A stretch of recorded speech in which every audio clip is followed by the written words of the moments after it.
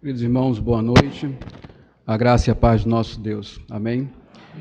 Eu sou grato a Deus por estar de volta a essa igreja, poder compartilhar a palavra do Senhor com os irmãos e poder desfrutar da bênção, da comunhão com uma igreja que é tão importante para a minha vida, para o meu ministério, pois é a igreja que eu fui criado. E voltar aqui é sempre um prazer, e é um prazer poder pregar aqui, poder compartilhar com os irmãos da palavra do Senhor.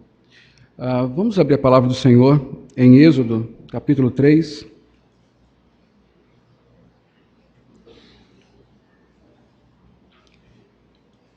Versos 7 e 8.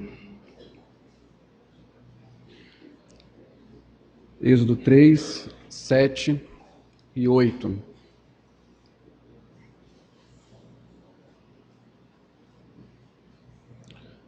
Nós vamos ler apenas esses dois versículos desta passagem, deste capítulo 3, porém a exposição requererá de nós que observemos vários aspectos que estão descritos neste capítulo, mas para sermos objetivos e para que a mensagem central do que quero transmitir nesta noite fique em nossa mente, nos deteremos a princípio nesses dois versículos, que dizem o seguinte, Êxodo 3, 7 e 8.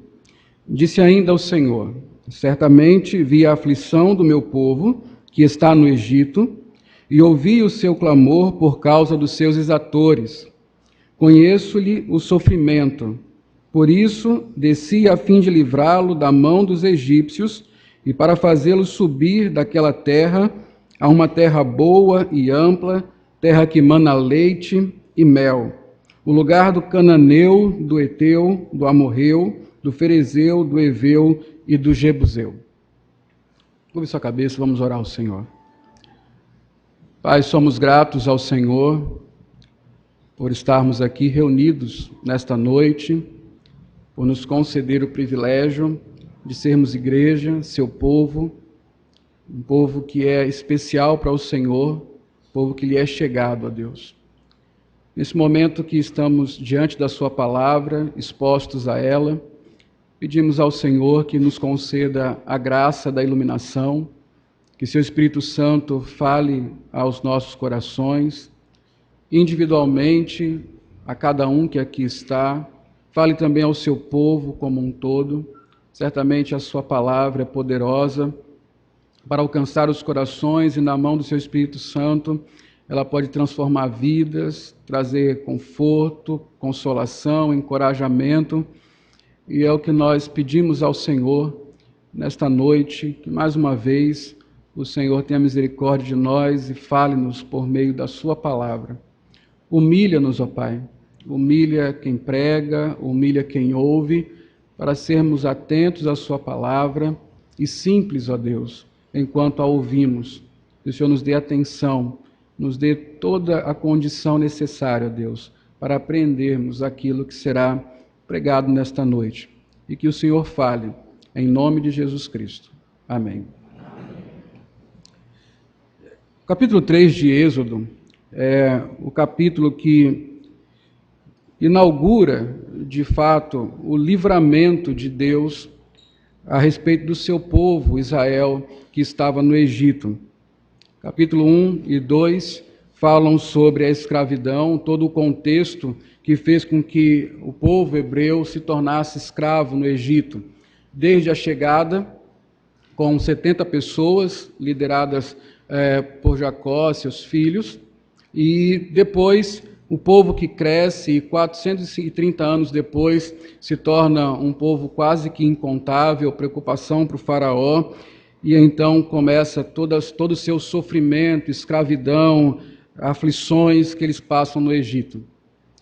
Nesse tempo de aflição, de escravidão, o povo então clama ao Senhor, o povo ora a Deus, o povo geme diante dos sofrimentos no Egito, e então Deus, ele se revela ao povo como Deus redentor e salvador do seu povo, o Deus fiel à sua aliança. E o capítulo 3 é o capítulo onde Deus se apresenta é onde o nome de Deus é declarado, é onde Deus revela a sua intenção de libertar o povo. E ele faz isso convocando, comissionando Moisés para esta missão, para ser o redentor de Israel. Não ele propriamente, mas o instrumento de Deus para a redenção de Israel no meio do Egito, para o livramento da escravidão. A cena nós conhecemos muito bem, é nesse capítulo que Deus aparece no meio de uma sarça que arde em fogo, mas não se consome. E é justamente isso que chama a atenção de Moisés para subir ao monte, o monte de Deus, e então ouvir Deus falar sobre o seu desejo de salvar o seu povo. O texto que nós lemos, os 2 versículos que nós lemos, eles são particulares neste ponto, porque ele fala algumas coisas que nos mostram um caráter particular de Deus, um trato muito pessoal com o seu povo, a sua presença, embora ele seja um Deus santo, o seu cuidado com o seu povo. Deus diz que vê, que ouve, que conhece, e então ele age em favor do seu povo. Deus diz que vê o seu povo, ouve o seu povo, conhece os sofrimentos do seu povo e então age em favor do seu povo. E é sobre isso que nós vamos tratar nesta noite. Mas, como falei, os 2 versículos são apenas o nosso ponto de referência. Nós precisamos de todo o capítulo para entendermos o que está acontecendo. Então, a primeira coisa que eu preciso mostrar para os irmãos, para nós entendermos um Deus que vê, ouve, conhece e age, é que você vá comigo até os versículos 11, de 11 a 14. Aí no capítulo 3 mesmo, de Êxodo.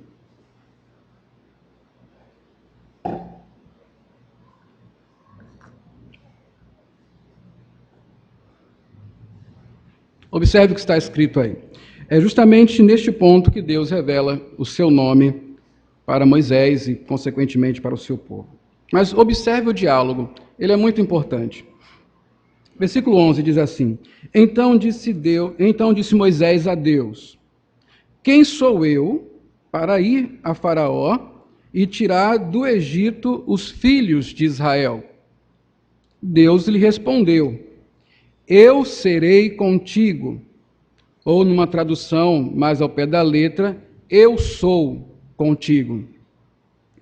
E este será o sinal que eu te enviei.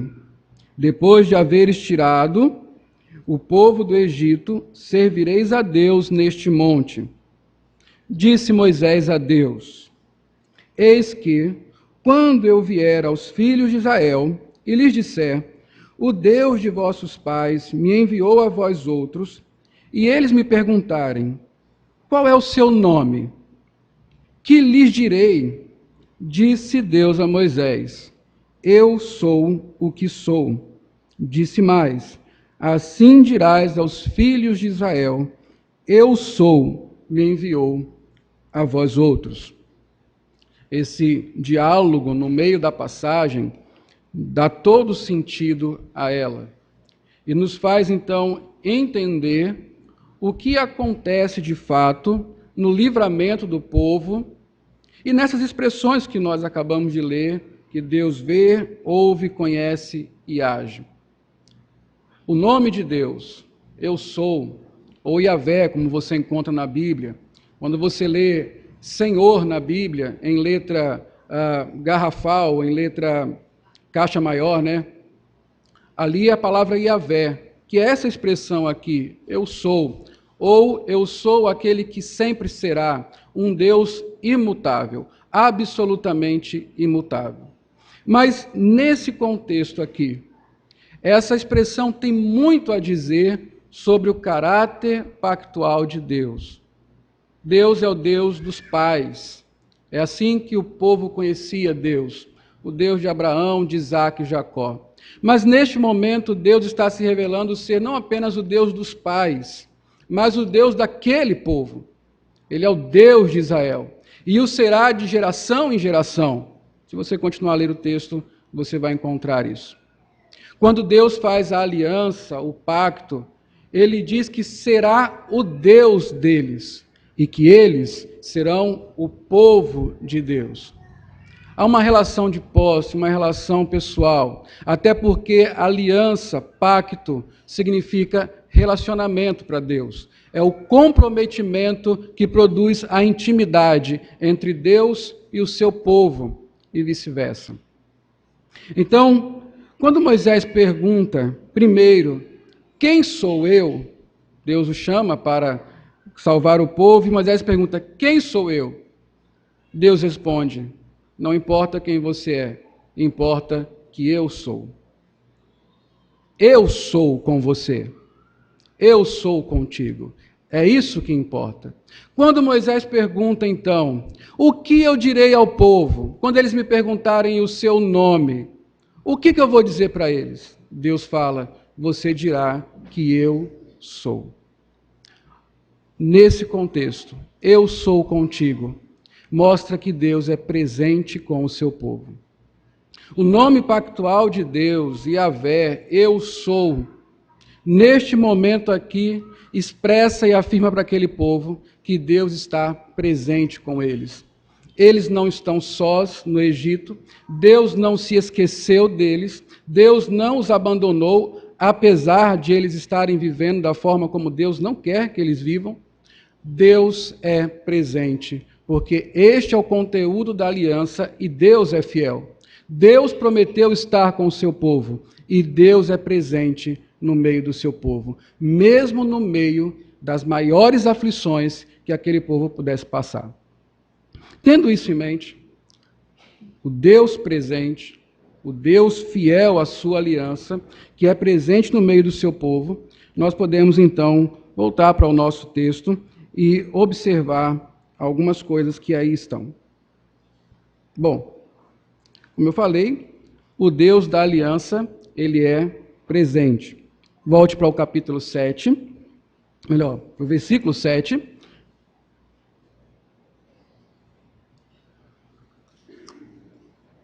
E observe mais uma vez o que está escrito.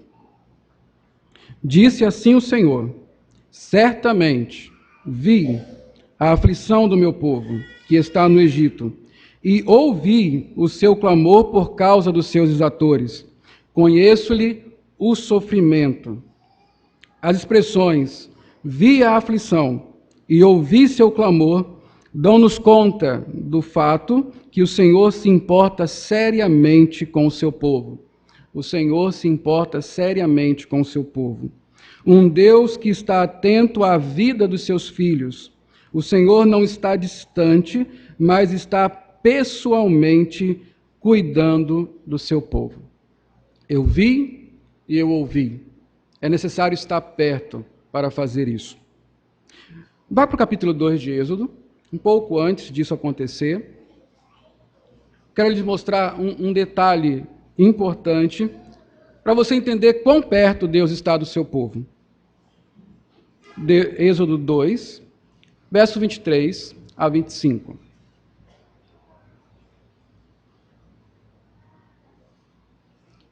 Veja, verso 23, capítulo 2. Decorridos muitos dias, morreu o rei do Egito. Agora observe, os filhos de Israel gemiam sob a servidão e por causa dela clamaram. E o seu clamor subiu a Deus. Veja que há duas palavras diferentes aqui. Gemiam e clamaram. São duas coisas diferentes. Gemer é o sussurro quase inaudível. Se você já esteve perto de alguém que gemia, você sabe que só estando muito perto para você ouvir o gemido de alguém. Clamor é uma outra palavra que significa gritar no meio de uma praça. Alguém que sai desesperado porque está passando por algum perigo, corre para uma praça pública e lá grita a plenos pulmões, me ajudem, me socorram, façam alguma coisa por mim. Há essas duas palavras aqui. A Bíblia diz que pelo sofrimento Israel gemia e depois clamou ao Senhor. Mas veja o versículo seguinte, o verso 24. Ouvindo Deus o seu gemido. Ouvindo Deus o seu gemido, lembrou-se da sua aliança com Abraão, com Isaque e com Jacó, e viu Deus os filhos de Israel e atentou para a sua condição.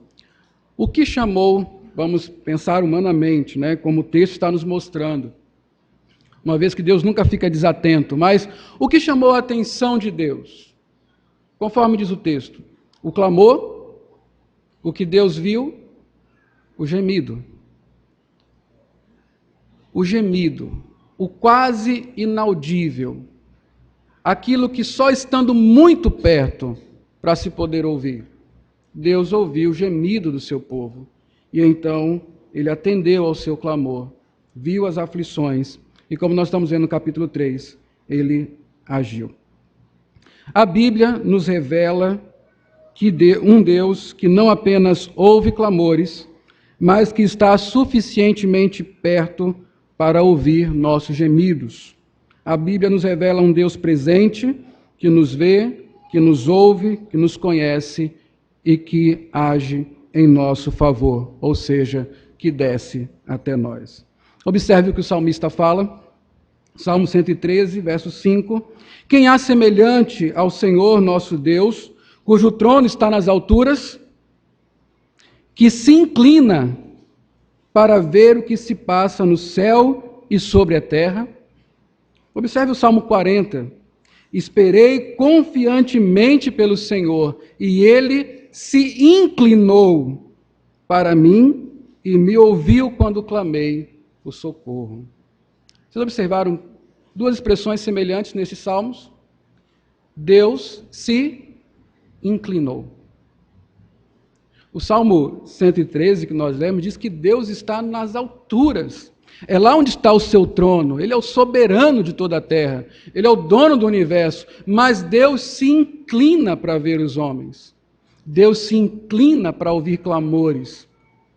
Aquela atitude muito cuidadosa de quem está atento, de quem presta atenção, de quem se interessa e se envolve, se compromete pessoalmente com aquele que carece de cuidados.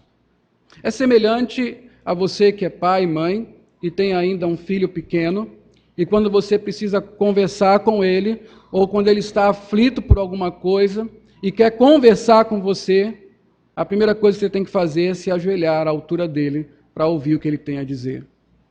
Deus é um Deus que se inclina para nos ouvir, ainda que seja o soberano do universo. É o Deus presente, o Deus próximo, o Deus que ouve, que vê, que conhece e que age em nosso favor. Agora, é interessante observar algumas coisas a partir disso aqui. Veja bem, no começo do capítulo 3, o que nós lemos é que Deus está numa sarça, Deus se revela por meio de uma sarça, para conversar com Moisés, mas quando Moisés se aproxima, o que Deus fala para ele? Moisés, não chegue para cá não. Tire as sandálias dos pés, porque o lugar que você está é terra santa. Mas era o monte que era santo? Não. É a presença de Deus que torna o lugar santo. Aquele lugar se tornou sagrado porque Deus estava ali. E Deus é plenamente santo. E por isso mesmo inacessível.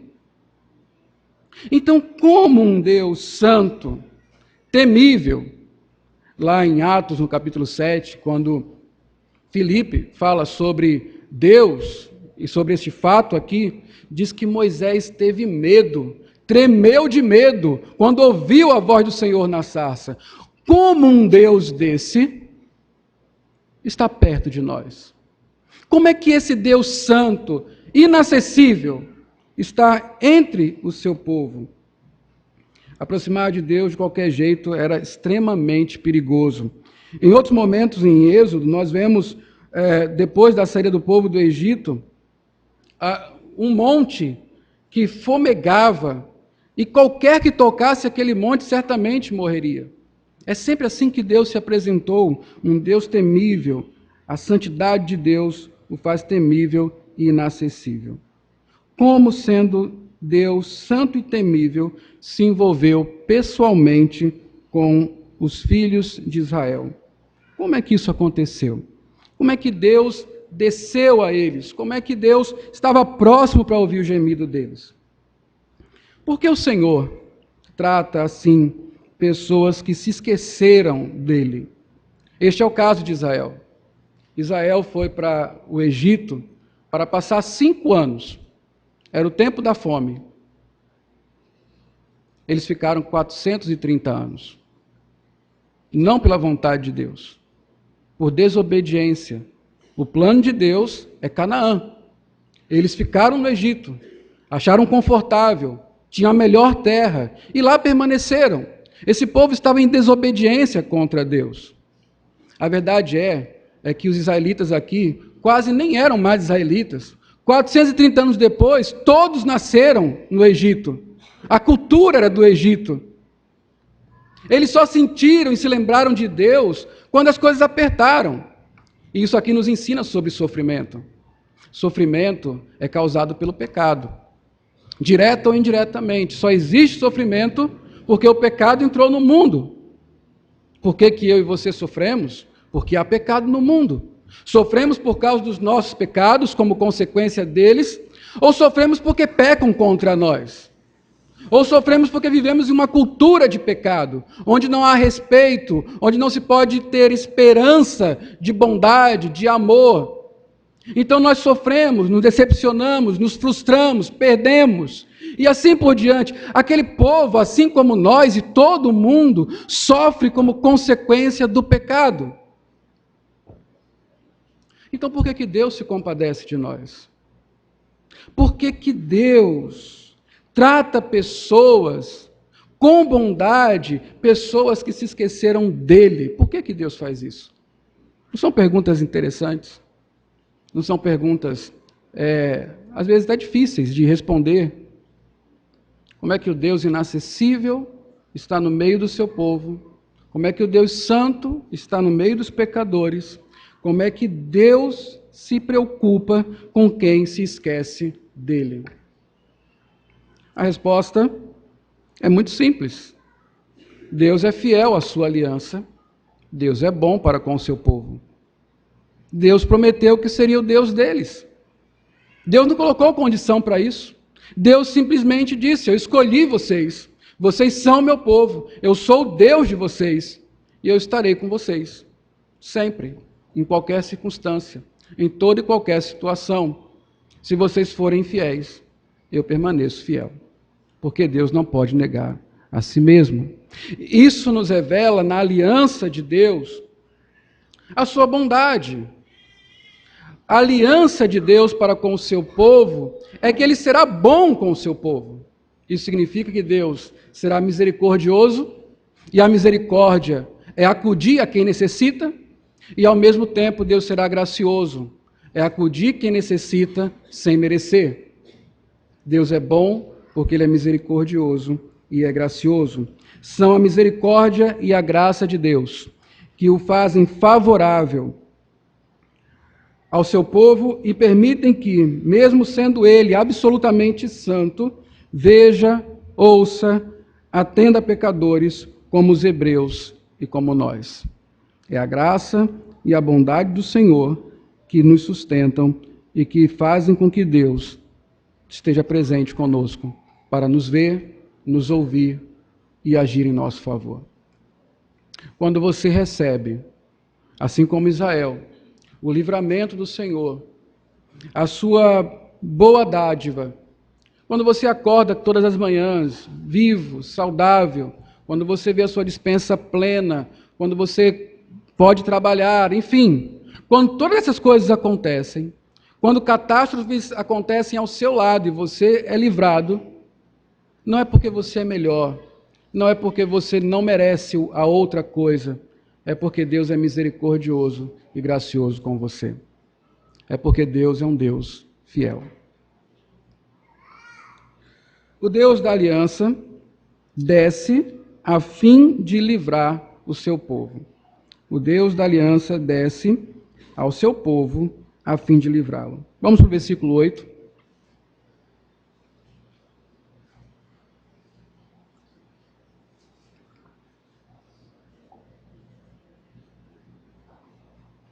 Diz assim a palavra do Senhor: por isso, por quê? Porque conheço o sofrimento.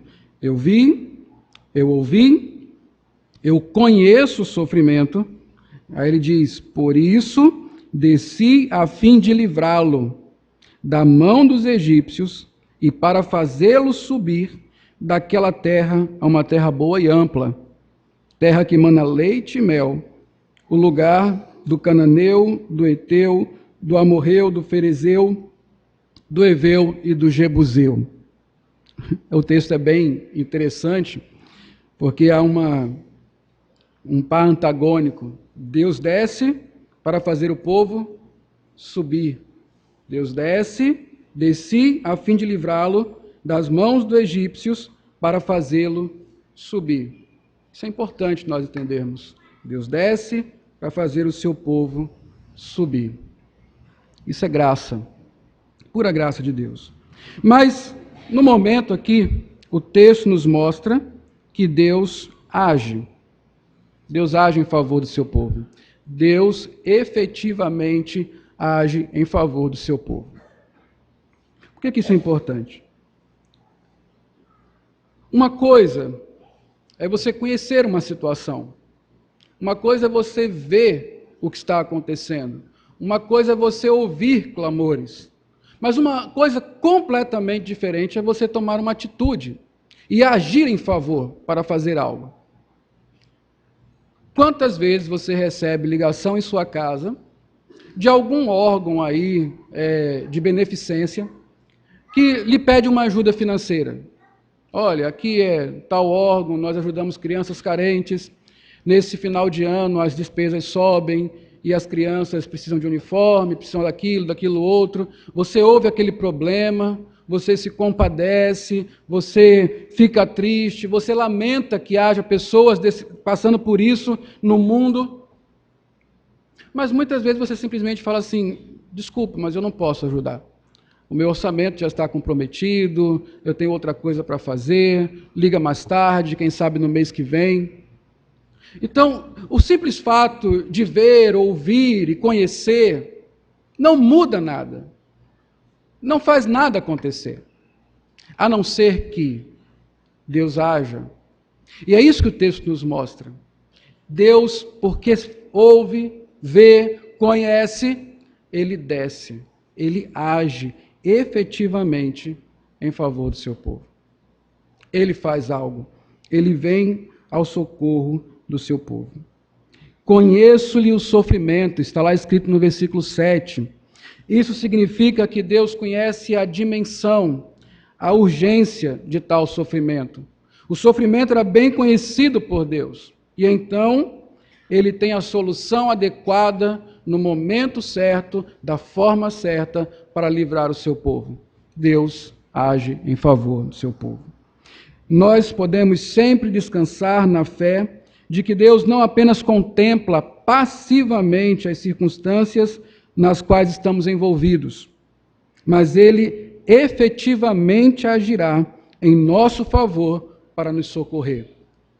Você já sentiu isso? Que parece que Deus está passivo diante do seu sofrimento, passivo diante de respostas que você precisa, passivo diante das suas urgências. Já sentiu isso? Parece que Deus não está ligando. Aquela cena de Jesus no barco dormindo, enquanto o barco é solapado pelas ondas. Então Pedro vai lá e diz: o senhor não se importa? Nós estamos aqui morrendo e o senhor dorme? Ou como Davi já falou várias vezes em seus salmos: até quando, Senhor? Até quando? Esquecer-te-ás de mim para sempre? Você já sentiu isso? É normal. É comum. Os salmos nos mostram isso, os discípulos nos mostram isso. Certamente a nossa pouca fé nos faz sentir dessa maneira. Mas de fato é assim. Muitas vezes nos sentimos como se Deus não estivesse ligando, como se Deus não estivesse se importando, como se nossas orações não fossem ouvidas, como se os nossos gemidos não valessem nada. É verdade, muitas vezes nos sentimos assim, mas isso não é verdade de fato. O que você sente não é a expressão da verdade. A expressão da verdade é que Deus sempre cuida, Deus sempre vê, Deus sempre ouve, e no momento exato, porque Deus é sábio, Ele sempre sabe o que tem que fazer, Ele agirá em seu favor. É tudo uma questão de tempo. Então não deixe que os seus sentimentos lhe enganem. Se você sente que Deus não está ouvindo, isso não é a verdade. É o seu coração enganoso, lhe falando mentiras sobre Deus, porque Deus sempre age em favor do seu povo. No momento certo, na proporção ideal, da forma exata, Deus proverá o livramento. Deus cuidará do seu povo. Deus efetivamente agirá em nosso favor para nos socorrer. O salmista Davi, no Salmo 121, nós conhecemos muito bem, ele fala: eleva os meus olhos para os montes. De onde me virá o socorro? E ele, com toda precisão e absoluta certeza, ele diz: o meu socorro vem do Senhor. Ele não cochila, ele não dorme. É certo que não dorme o guarda de Israel. Ele vai agir no tempo certo. O socorro virá. Desci a fim de livrá-lo. É o que Deus disse a Moisés, para que fosse transmitido ao povo. Desci a fim de livrá-lo. Essa é a fidelidade de Deus em ação. Desci a fim de livrá-lo.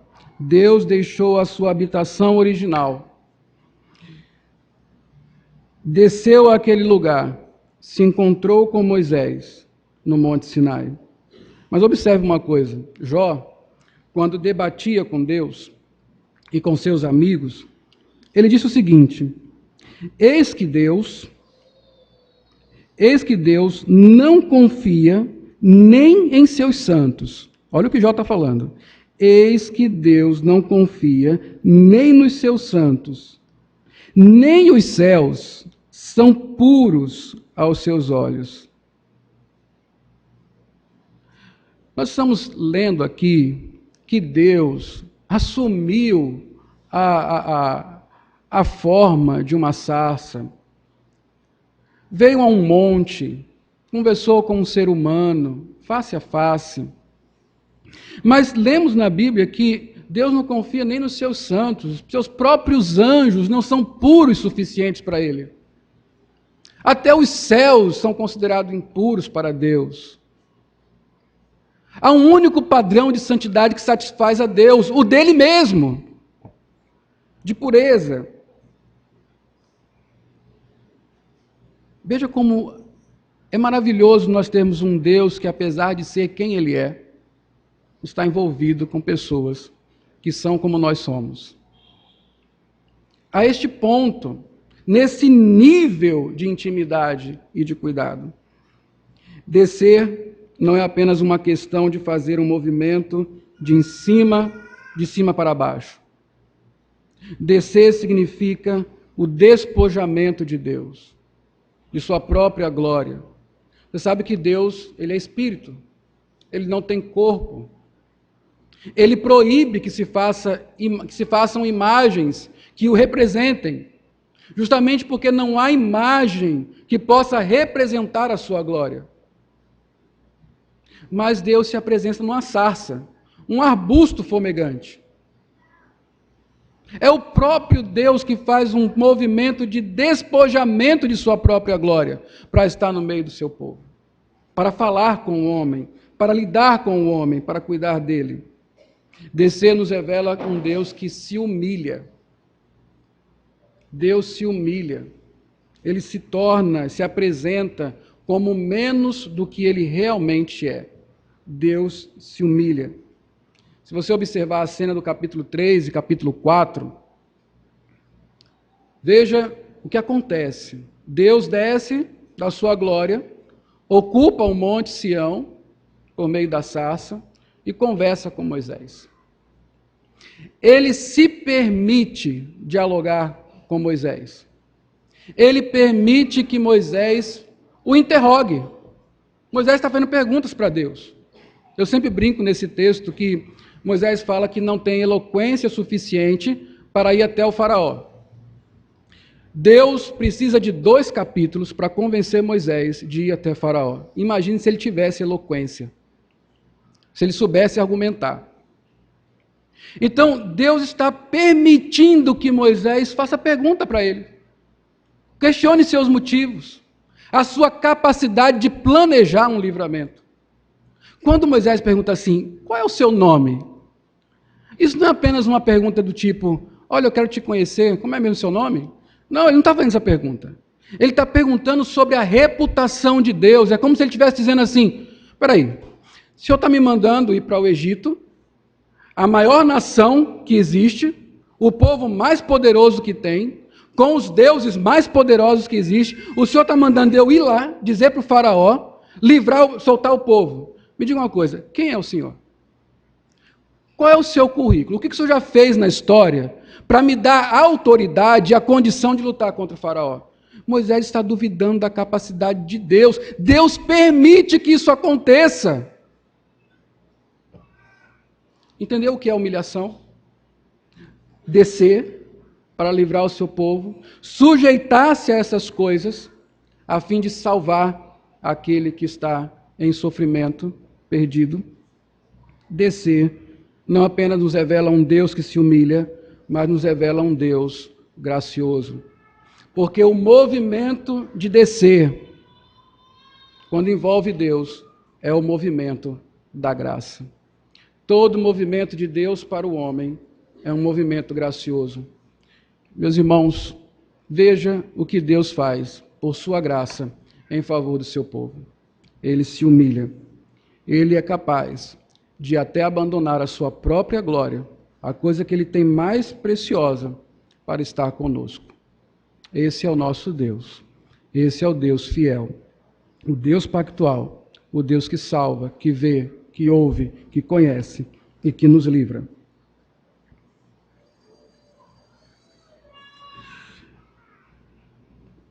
Ficar na história do Êxodo não nos daria nenhuma esperança, porque foi uma história passada.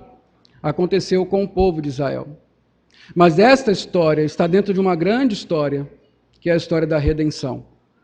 O que acontece no Êxodo, o que aconteceu no Êxodo, nos aponta para algo muito maior e muito mais extraordinário do que aconteceu com o povo de Israel quando saiu do Egito. Nos aponta para Cristo. E como Deus é presente em Cristo Jesus. Como Deus nos vê em Cristo. Como Deus nos ouve em Cristo. Como Deus nos conhece em Cristo. E como Deus age em nosso favor através de Jesus Cristo.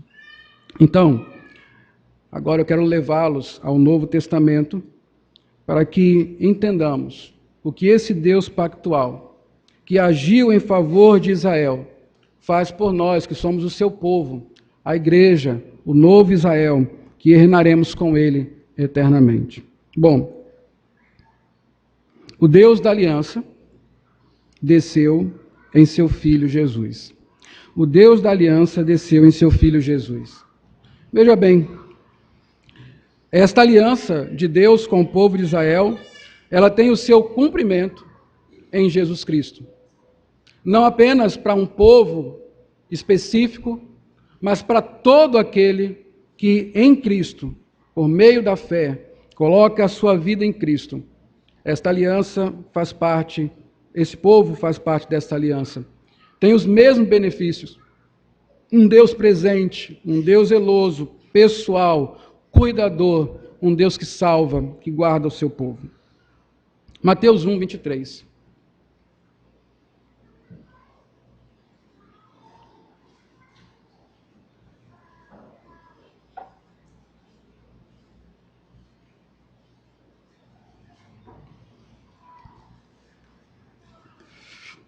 Nós que estamos perto do Natal, acabamos de cantar um cântico belíssimo eu sei o sentido do Natal.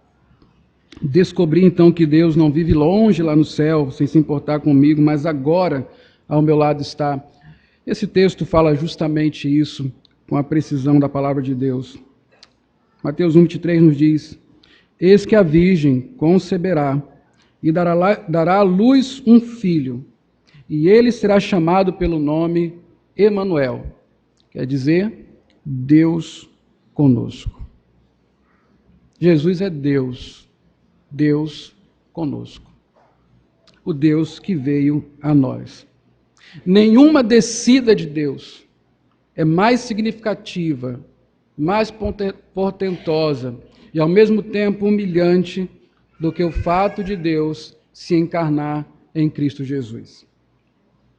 Para redimir seu povo, a igreja, nós, Deus desceu a nós fazendo-se realmente homem. Sua última teofania foi por meio de Jesus Cristo, a expressão exata do seu ser. Paulo descreve desta forma, Filipenses 2, 6-8, abra sua Bíblia aí, você deve conhecer esse texto muito bem. Filipenses 2, de 6-8, nos mostra, é um dos textos que nos mostram como Deus desceu para nos salvar, para atender ao nosso sofrimento, para cuidar das nossas vidas. A partir do verso 6, Paulo então fala, pois ele, Jesus Cristo, subsistindo em forma de Deus, não julgou como usurpação o ser igual a Deus. Antes, a si mesmo se esvaziou, assumindo a forma de servo, tornando-se em semelhança de homens, e reconhecido em figura humana, a si mesmo se humilhou, tornando-se obediente até a morte, e morte de cruz. Diz-nos, de Cristo, subsistindo em forma de Deus, não julgou como usurpação ou algo com que deveria se apegar o ser igual a Deus, mas se humilhou, se fez homem, foi obediente até a morte, morte de cruz. Qual a diferença disto aqui para o que nós encontramos em Êxodo 3? Em Êxodo 3, Deus escolheu um arbusto para descer. Não mais um arbusto em chamas, aqui no Novo Testamento, mas um homem, Jesus.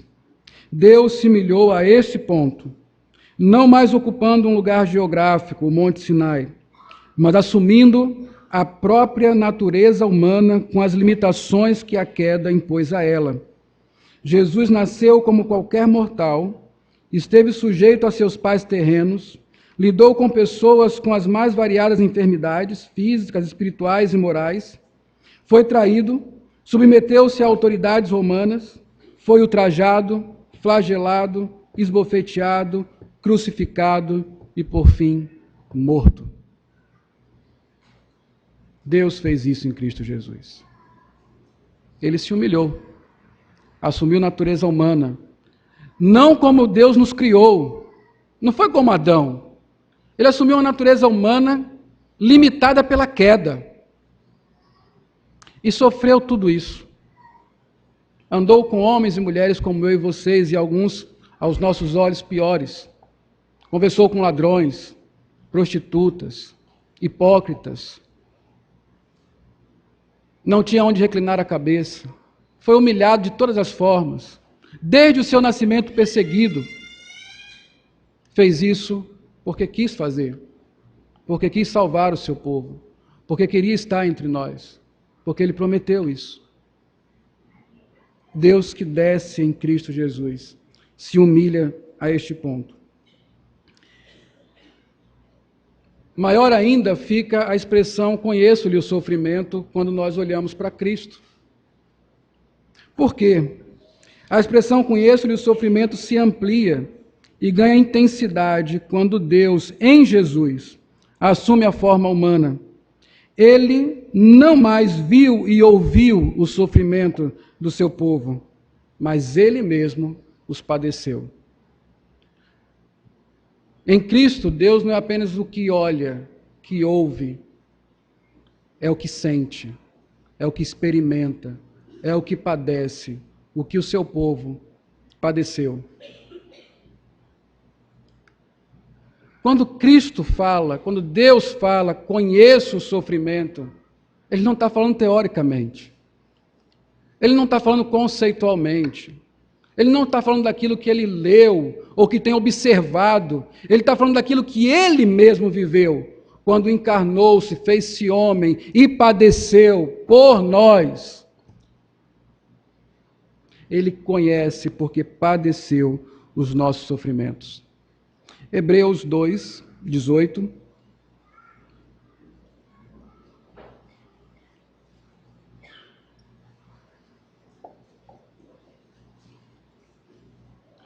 Diz-nos a palavra do Senhor, Hebreus 2, 18. Pois, naquilo que ele mesmo sofreu, Jesus, tendo sido tentado, é poderoso para socorrer os que são tentados. Interessante. Por que Cristo é apto, é hábil para nos socorrer? Porque ele vê? Sim. Porque ele ouve? Sim. Porque ele age? Sim. Mas o texto aqui nos diz algo ainda especial. Porque ele mesmo sofreu. Quando Cristo se compadece de nós, ele se compadece porque de fato conhece o nosso sofrimento. Por experiência pessoal, ele conhece o nosso sofrimento. Capítulo 5 agora de Hebreus, versos 7 a 9. O autor aos Hebreus continua dizendo: ele, Jesus, nos dias da sua carne, tendo oferecido com forte clamor e lágrimas, orações e súplicas a quem o podia livrar da morte. Isso lembra alguma coisa, né? O povo que geme, que clama. Agora Cristo geme, clama, oferece súplicas a quem lhe poderia livrar da morte. E tendo sido ouvido por causa da sua piedade, embora sendo filho, aprendeu obediência pelas coisas que sofreu. E tendo sido aperfeiçoado, tornou-se o autor da salvação eterna para todos aqueles que lhe obedecem. Os sofrimentos de Cristo, o que ele padeceu, foi justamente aquilo que trouxe salvação para nós. Deus desceu, conheceu o nosso sofrimento e nos livrou. Ele desceu para nos fazer subir. Bendito seja Deus por Jesus Cristo. Com base no caráter bondoso de Deus, que o fez descer a nós por meio de Jesus, podemos descansar em que Deus sempre nos tratará com misericórdia e graça. Ele conhece por experiência pessoal o que se passa em nossas vidas. Finalmente, a fim de livrá-lo, é justamente o propósito por que Cristo desceu. Nos livrar. Deus desceu com o propósito de livrar o seu povo. Essa expressão aqui, lá no hebraico, lá em Êxodo, no capítulo 3, ela não é simplesmente soltar alguém, livrar, como abrir a gaiola de um passarinho. Não. Significa agir com urgência, por meio de atos violentos, para livrar alguém de quem o está prendendo. Agir com urgência, por meio de atos violentos, para livrar alguém. Êxodo no capítulo 4, verso 22, volte lá. Você vai entender uma coisa do caráter de Deus que muitas vezes nós nos esquecemos. Que Deus se ira, que Deus age com violência, muitas vezes, em favor do seu povo. 4:22 de Êxodo nos diz assim: dirás a Faraó, assim diz o Senhor, Israel é meu filho, meu primogênito. Digo-te, pois, deixa ir meu filho, para que me sirva, mas se recusares deixá-lo ir, eis que eu matarei o teu filho, teu primogênito. Essa é a ameaça Eu não posso dizer que é uma ameaça, porque o propósito de Deus era justamente destruir o Egito, por isso endureceu o coração de Faraó. Mas foi assim que Deus agiu no Egito. Nós estamos acostumados com a história das pragas, mas aquilo ali são atos violentos. Doenças foram espalhadas, mortes, e finalmente o bem mais precioso de qualquer homem naquela época, o filho primogênito, foi assassinado. Um anjo destruidor mandado por Deus entrou naquele lugar e matou os primogênitos. Você consegue imaginar o que é isso? Você consegue imaginar a loucura que aconteceu no Egito? Como as famílias amanheceram aquele dia? Que tipo de comoção, de dor eles estavam sentindo? Deus agiu com violência, derramou sangue. Os primogênitos do Egito foram assassinados, porque Deus tinha que livrar o seu povo. Ele agiu com violência para salvar o seu povo. As pragas são parte do resgate de Deus. A morte dos primogênitos nos mostram isso. Deus destruiu o Egito, sem piedade. Ele foi violento para livrar o seu povo. Bom, nós estamos falando de Jesus, porque Ele é o Deus que desce para livrar. Como é que Deus, em Cristo, operou tal livramento? Jesus, Deus da aliança, é o que nos livra. Mateus 1, 21, a sequência do texto que nós lemos no começo, diz: ela dará à luz um filho, e lhe porás o nome de Jesus, porque ele salvará o seu povo dos pecados deles. Então fica claro o propósito de Jesus ter descido a nós. Veja que Deus sábio e extraordinário. Muitas vezes nós buscamos Deus para nos livrarmos de sofrimentos. Não é isso? Muitas vezes pregamos o Evangelho a alguém, não oferecendo Cristo, mas oferecendo um livramento de sofrimento. Geralmente dizemos, a sua vida vai melhorar, a sua família vai melhorar, o seu filho vai melhorar, seus sofrimentos vão acabar. Jesus veio não para livrar do sofrimento, Ele veio para livrar daquilo que causa o sofrimento. Ele veio para livrar o seu povo dos pecados dele. Porque o que nos faz sofrer? O pecado. Deus nos livra do nosso pior inimigo, daquele que nos fere mais, que diferente do Faraó, nos fere sem nos fazer sentir muitas vezes. Então Deus veio ao lugar mais terrível que existe, o coração humano, para resgatar de lá o seu povo, livrando dos seus pecados. Deus nos livra disso. Agora, Deus agiu exatamente igual como no Egito. Deus agiu violentamente para livrar o seu povo.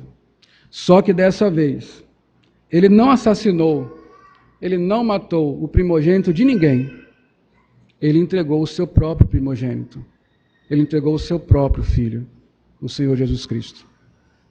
A cruz é uma morte violenta, sanguinária, cruenta. E foi exatamente dessa forma como Jesus se entregou por nós. A cruz é o encontro da ira de Deus com a sua graça. Nunca ninguém experimentou a ira de Deus como Cristo experimentou na cruz. Nós estamos estudando na igreja o credo apostólico, e o credo nos diz que Jesus desceu ao Hades, desceu ao inferno. Na verdade, não é isso que a fé reformada afirma, não literalmente, mas que, na verdade, o inferno veio a Cristo, porque na cruz ele sofreu o abandono de Deus, ou seja, encontrou com Deus em pura ira. E porque ele encontrou com Deus na sua ira, nós somos poupados. O sangue não está nos umbrais das portas, está em nosso coração, que nos marca como aqueles que foram livres do pecado, portanto, para eles não há mais condenação.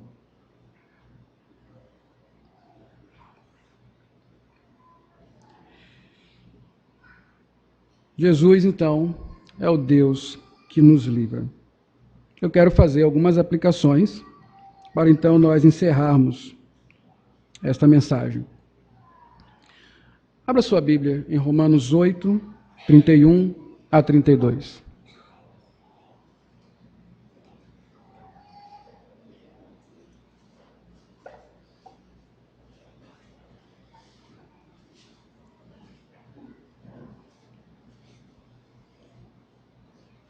Romanos 8, 31 e 32. Eu preciso que você observe esse texto. Dele, você poderá compreender melhor as nossas aplicações.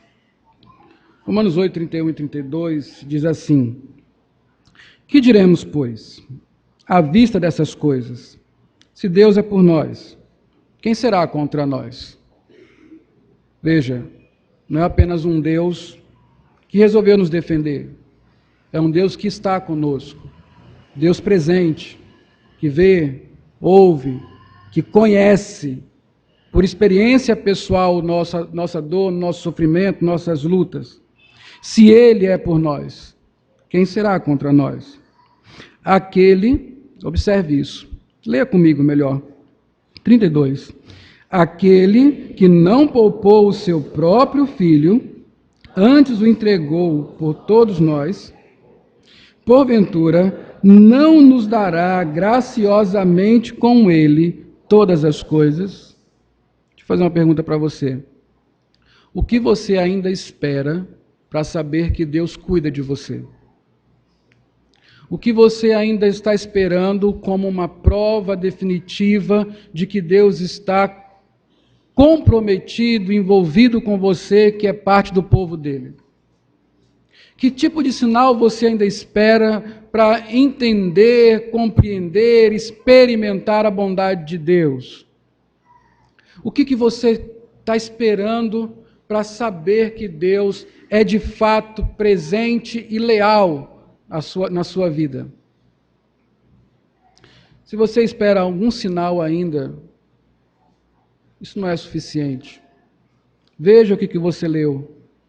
Aquele que não poupou o seu próprio Filho, acaso não nos dará, juntamente com ele, todas as coisas? Ou seja, a presença, a graça, o comprometimento de Deus, sua fidelidade à sua aliança, sua lealdade ao seu pacto, todas estas coisas estão muito bem evidenciadas e provadas em um único ato de Deus, a cruz do Calvário. Deus não poupou o seu próprio Filho pelo seu povo. O que será que Deus irá se limitar a fazer por nós? Absolutamente nada. É por isso que, se Deus é por nós, quem será contra nós? Ele não poupou o seu próprio Filho. Ele foi às últimas consequências para mostrar que é presente, para mostrar que se importa, que conhece o seu povo, conhece o seu sofrimento e o que o causa, e, portanto, desceu para livrá-lo à custa da vida do seu próprio Filho. O que Deus irá nos negar, senão somente aquilo que não nos fará bem? Agora eu quero fazer as aplicações. Primeira delas, Deus está sempre perto. Não há ocasião em que estejamos realmente sós. Não há. Absolutamente, você nunca estará só. Deus está sempre perto. Eu gosto quando Paulo fala que o Espírito Santo intercede por nós com gemidos inexprimíveis. Sabe aqueles dias que você se coloca de joelho para orar e sequer consegue falar? Sequer consegue perceber que Deus está ali para lhe ouvir? Que parece que o seu coração está seco, que já não há mais sentido na vida, que toda a esperança se foi. Nesse momento, Deus está perto. E é Ele quem ora por nós. É Ele que ora conosco. É Ele que geme por nós, pelo seu Espírito Santo. Não há absolutamente circunstância em sua vida em que você esteja só. Pode parecer, mas você não está só. Deus está sempre perto. Quando você duvidar disso, lembre-se, aquele que não poupou o próprio filho. Aquele que não poupou o próprio filho, agora se afastaria de mim? Não. Deus está sempre perto. Deus sempre vê, Deus sempre ouve, Deus sempre conhece, Deus sempre age. Outra aplicação. Não há circunstância que o nosso Redentor não tenha pessoalmente experimentado. Isso o torna apto para nos livrar. Você já foi traído? Cristo também. Tentado? Cristo também. Passou fome? Cristo também. Apanhou? Cristo também. Seus amigos lhe abandonaram? Os de Cristo também. Pense qualquer coisa. Há uma coisa até que você não vai passar e que Cristo passou por você. O inferno. Quando na cruz ele sofreu as angústias. Não há situação que você tenha passado que Cristo não conheça pessoalmente. Isso o torna apto para tratar especificamente do seu problema, da sua dor, do seu sofrimento, da sua angústia. Você vai encontrar nele o conselheiro maravilhoso que vai lhe ajudar a não deixar de passar, mas passar por aquilo, da forma como ele passou, sem abrir a boca, sem blasfemar contra Deus, mas o glorificando. O que está passando hoje? Esteja certo, Cristo também já passou, e Ele pode te livrar. Coloque os joelhos no chão e clame ao Salvador. Uma terceira aplicação. Nem mesmo a morte e o inferno devem nos assustar. Talvez seja esse a coisa mais terrível para nós enfrentarmos. Morte e inferno. Nosso Redentor os experimentou primeiro e os venceu completamente. Nós venceremos também. É este o medo que assola a sua alma? Este ano, em algum momento na minha vida, em algum momento neste ano, eu achei que ia morrer. Não que eu não acho que vai morrer, né? Mas assim, imediatamente. Eu achei que as coisas não iam muito adiante. Não sei por quê. Por que a morte nos assusta, né? Pela primeira vez eu me descobri com medo da morte, de encerrar a vida aqui. Com tantas coisas para fazer ainda, né? É assim que a gente pensa. Nem a morte pode nos assustar. Cristo passou por ela. Ele venceu a morte. E é Ele quem nos aguarda quando nós tivermos que passar por ela, para nos dar a vitória sobre ela. Nós ressuscitaremos no último dia. E enquanto a ressurreição final não chegar, estaremos com Cristo. Porque Ele venceu, está vivo, reina e cuida de nós, na vida e na morte. Nem mesmo a morte pode nos fazer temer.